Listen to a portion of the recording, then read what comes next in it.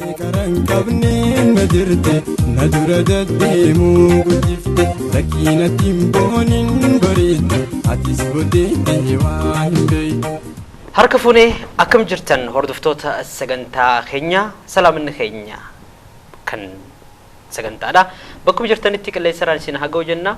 Sagantaa teenya tan irraa tan bashannanaatti mariidha qabna keessummaa wajjin. Keessummaan keenya kan wajjinis yeroo nufi turretti gaawaa aartii irratti arraatan kan mari'annu. Aartiin yeroo nufi kaatu Dirreedhaawatu kaa Dirreedhaawaa keessatti yeroo duraatiif aartii kan bu'uureessan hawwisoo afran qallooti yookaan mootota afran qallooti. Afran qalloo keessatti Abubakar Muusaa yeroo maraa'u hin dagatamu. Isatti aansuudhaan immoo abdii qopheetu jira gara sirbaatiin gara waloloo ammayyaa'aadhaatiin gara yeedaloodhaatiin jechuudha. Kanaafuu gaa aartiin ulee maaraatooniiti tokko fuudheeti hanga muraas deemaanii kaanis fuudheeti hanga itti aanu deemaanii akkas jechaati iddoo amma jiru kanarra kan geessu jechuudha aartiin. Kanaafuu abbootiin keenya hojii aartiidhaatiin hojiilee garaagaraa hojjetanii jiranii dargaggoonni amma immoo isaan irraa harkaa fudhaniiti isaanis hanga dandeenye deemaadhaati jiranii arraan tana dargaggoo tokko qabanii dhiyaaneeti jira. Dargaggoon keenya kuni sirbootan garaagaraa baasuudhaan beekama. Albama akkasitti illee dila sosooniif hin taane sirbootan singiliidha kan garaagaraa baasee jira. Keessattuu hawaasa biratti sirbootan haalaan jaalatamu abbaa sadii qaba. Sanii ala sirbootan biraas ni qaba kan ittiin beekamu jechuudha. Dargaggoo kana wajjin wal isin qunnamsiifna an milkeessaa muumeeti sagantaa keenya wajjin turtii gaarii godhaadha jenna. Muuziqaa coomsaa wadolee dachaana turtii gaarii.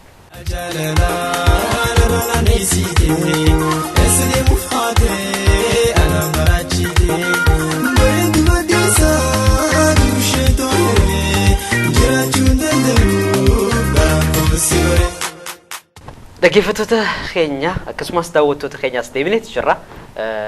Arraan tana gaa akkumaan reefuun tana isinitti himeetti dargaggoo tokko wajjin turtii goona. Dargaggoon kunis wallisaadha. Wallisaa Farhaan Suleymaan yookaan Farhaan Baddeessaati. Kanaafuu Farhaan maqaa daawwattoota keenyaatiin waamicha keenya kabajji baga nagayaan nu dhufte. Isinis sagantaa teessan tan irratti na affeeruu keessaniif hedduu baay'een isin galateeffadha. Farhaan hedduu galatoomi dargaggootan yeroo ammaan tanaagaa roga aartiitiin afaan Oromoodhaa guddisaadhaa jiran gara sirbaatiin keessaa tokko ati sirbootan garaagaraa sirbiteeti jira hanga sirbootan 8 takka jechuudha. Isaan kana keessaa immoo kan hawaasa biratti fudhatama qabu caayaa jaalalaa narraa naanneessitee kajuutu jira. Eessa deemuuf kaatee ana maraachitee kajuutu jira.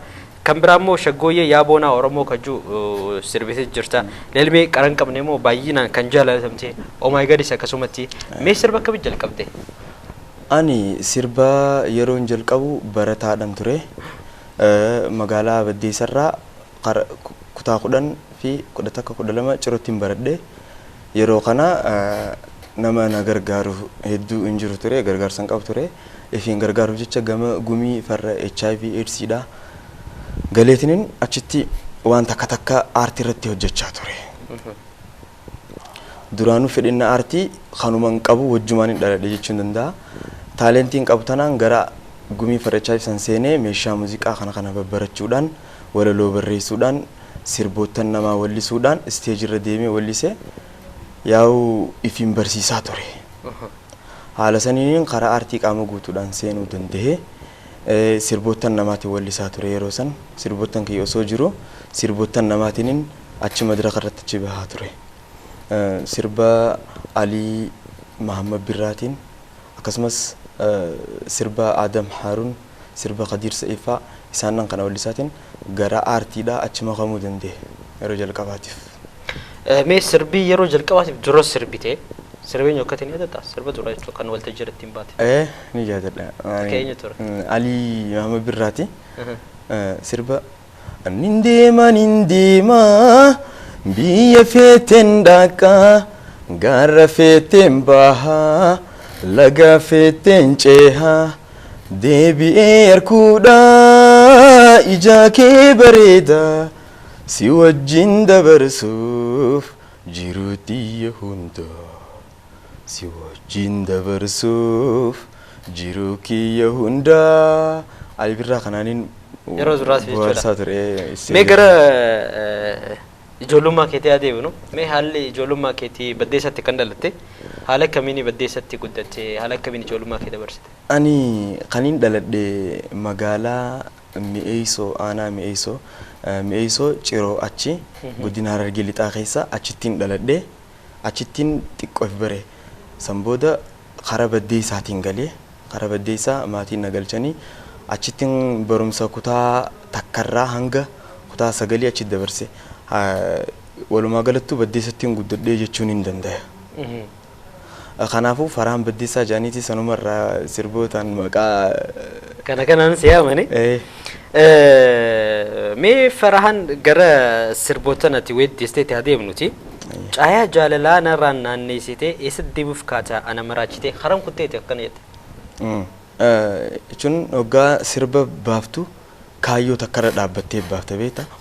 Caayaa jaalalaa narraan naanneessitee eessa deemuuf kaatee ana maraachitee kajoo kun just seenaa kiyyaan xiqqoo wal qabateetuma osoo jiru hanga sun osoo hin taane kaayyoon irra baase bareedduu baddeessaa jedha.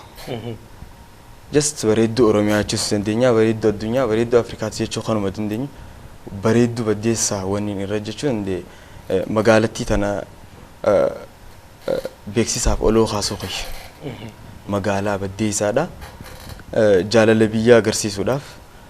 Tanaafin bareedduu baddeessaa jee maquma biyyaa oloo kaasuufin bareedduu baddeessaa caayaa jaalalaa narraan naannessite eessa deemuuf kaate ana maraachitee kajoo kan bareedduu baddeessaa kajoo kanarratti hundaa'e maqaa biyyattii oloo kaasuudhaaf. Kanaafuu baddeessaadhaas seenaa jaalalaa keessa galchitee biyyattiidhaas yaamuudhaafi kan kaayyoon dura ammoo jaalallee teete kan gaafachaa jirtu. Kanaafuu caayaa jaalalaa narratti naannessitee eessa abbaa keetti deemuu jirta. Karam kutteeti eessa deemtu qayyattuu si dhistee kutte? Awwatiyyaan yeroo sanitti beekta wajjin wal jajjaalanna ture. Just waan akkamtu ture kaafteeriyaa walitti wayii takkatti wala isii affeereetiniin just osoo achitti saahiba kiyya tokko wal agarree saahiba kiyya wal dubbisnee saahibni kiyya sun jaalallee isaatiin wal na barsiisee wal baradheetiin jaalallee isaatiin akka tasaa saahibni kiyya kun na biraa keetiti. Achi kutee beekta silkiin dubbisaa haasawaa jee haganumatti jaalallee isaa tan hubni ija seena beekta yeroo kana huba kana ijarraa baasa jeetiin osoon huba kana ija irraa fufaa jiru jaalalleen tiyyatun dhufti amma hoteela kaafteeriyaa itti wal affeerre kanatti jestu waan hin dhungachu jiru seete beekta aarteetuma bul jettee hoggasuma jijjiiramtee kaate. Tanaafin narraan eessa deemu kaatee ana maraachitee bareedduu baddeessaa dumbushee to'eere jiraachuu hin danda'u garaan kosii bare. Wali muufachuu waanuma jiraati arrabaa fi ilkeenu wal dhoyti balleessus balleessaan araara qabdi ta'arraa dhiifamaa irra naaquuti yoo sirraa dhuftellee nagayetti hoggaa diddee deemtu yoo sirraa dhuftellee nagayetti hin jeen. Kadhaa hedduun barbaachisu. Kanaafuu nagaan deebiidha. Deebitee moo achumaan kuttare? Achumaan kutte. Kabajamtoota daawwattoota keenya ammallee turtii teessan nu faana taatu jenna. Farahaan Suleymaan Farahaan Baddeessaa wajjin kan turtii godhaadhaa jirru ammallee turtii gaarii.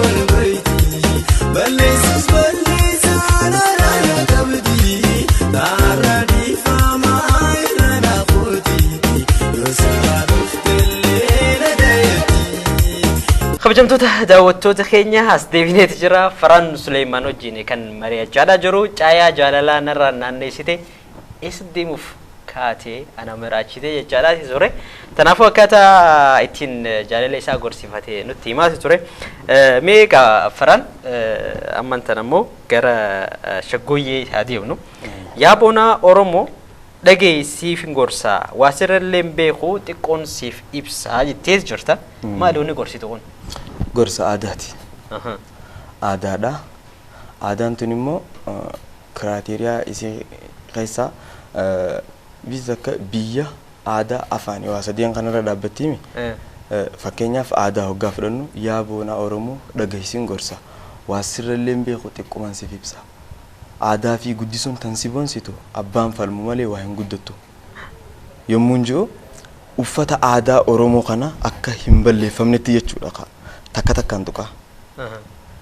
martuun duyda maanqoxiin teemuu dhiirra aadaan haalaan tolti sabboontu sirra uffanni aadaatis meekan bareeda callee mormaa fi kilkillee harkarra meeta qarmaa adda irraan gaddachaafte qoflaa sesseeqaa kaarruu bisigoote uffata aadaa maamudii miidheeyde boonteena boonsite aadaa too miidheessite kan jiru tokko jira beeta kuni aadaadha aadaa Tanaaf aadaa dagachuun qabda. Aadaa dagachuun qabdanii jabeeffadhaadha isiniin gorsaa isinirrallee beekeetii miti ani sanguman beekurraa isiniif himaadha aadaa haa guddisnuudha waliin yedalliisaadha yaboona oromoo dhagaysin gorsa waa sirrallee beeku xiqqoon siif ibsa aadaa fi guddisuun tan si boonsitu abbaan falmu malee waa hin guddatu jaa isaannan kun caayaa jaalaatii fi isa kana collection keessatti kaasita shanan barentummaa ana raaju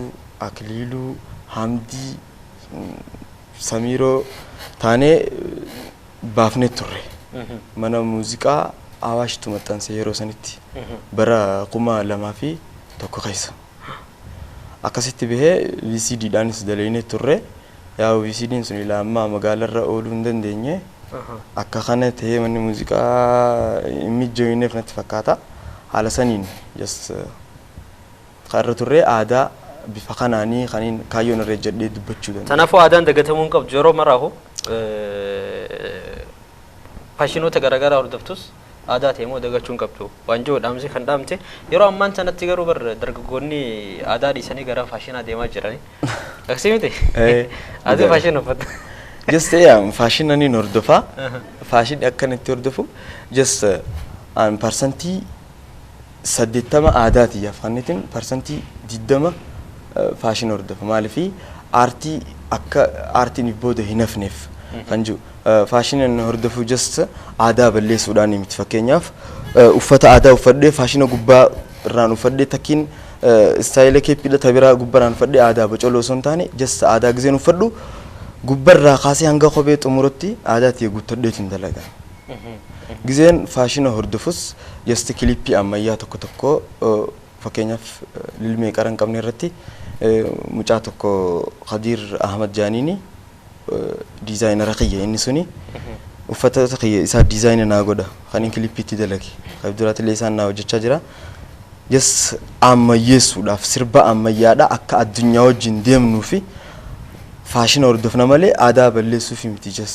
saniifaa haala amma jiru wajjin deemuudhaaf kilipiin inshallah fashinaatiin akkaataa miidhagdeettiin mul'atu godhuudhaaf jechuudha yaa addunyaatti makamuuf ona oromoo dhagaysin gorsa waa sirrallee beeku xiqqoon siif ibsa aadaa fi guddisuun tan si boonsitu abbaan falmu malee waa hin guddatu yaboontu oromoo dhagaysin gorsa waa sirrallee beeku xiqqoon siif ibsa aadaa fi guddisuun tan si boonsitu abbaan falmu malee waa hin guddatu.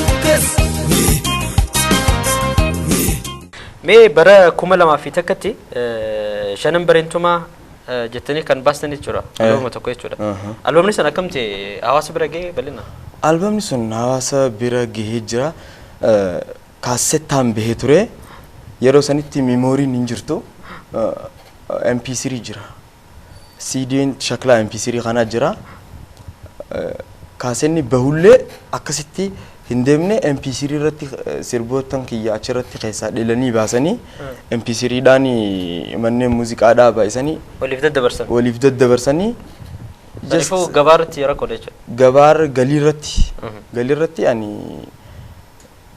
just muuziqaa irraa aartii irraa ila amma waan hin fayyadamees hin jiru hanga ammatti jechuudha warreen duraatis akka hin fayyadamin nin beeka Ali Birraa farraa kaasii Ali Shabboo farraa kaasii akkasumatti hedduu isaanii hin fayyadamne aartuma guddisa jiran osoo anis kana beeku jaalala aartiitiif jecha jechuudha waan keessa jirtuuf itti dhimmameetiin ilaamatti hojjedha malee aartii tanarraa hin bu'aa harkadhaa takkiin maallaqa galiin ittiin if jiraachisu takkan argadhaa kana jeetii miti beekta yeroo sanitti ani sirbicha san habba lamaan san manuma muuziqaatiif hin qanne usee magaalarra geessee hawaasaan haa wal na barsiisuu tajattuun kanneef malee bu'aa takka ilaammaa ani aartii irraa mee waa'ee kana booda deebineet itti naasooyna sirboottan yeroo biraa gadhiiftetti ilmee qaran qabnee fi oomaa eegal kajuu bara 2004 akka lakkoofsa Itoophiyaadhaatti jechuu kan gadhiiftanii akkasumas sirba biraa si harkannaan rooroo eekoo garaan kan juu kan leencoo wajjin leencoo featurii siisiin jira akkasumas kan biraa hiriyyaa sobaa mannaa diina dhugaatu wayya kan jettaniitu jira akka wallistan jechuudha kun bara 2005 itti kan weddistanii bara 2005 keessa kan moo hiddiidhaa fi jettee na barsiifte jaalala yeroo duraa kan jiru bara 2006 kan weddistee jira. Sirbi kun hundinuu haala singiliitiin kan gadhiistan? Haala singiliitiin gadhiifne just haala miimooriitiin bee. Hundinuu miimooriin hawaasa bira ga'e? Lamaan olii san malee maaltu nu dirqee wanna kanarratti just manneen muuziqaadhaa sababa miimooriitiin khasaaranii if booda hafanii jiranii cuccufame akka jirutti.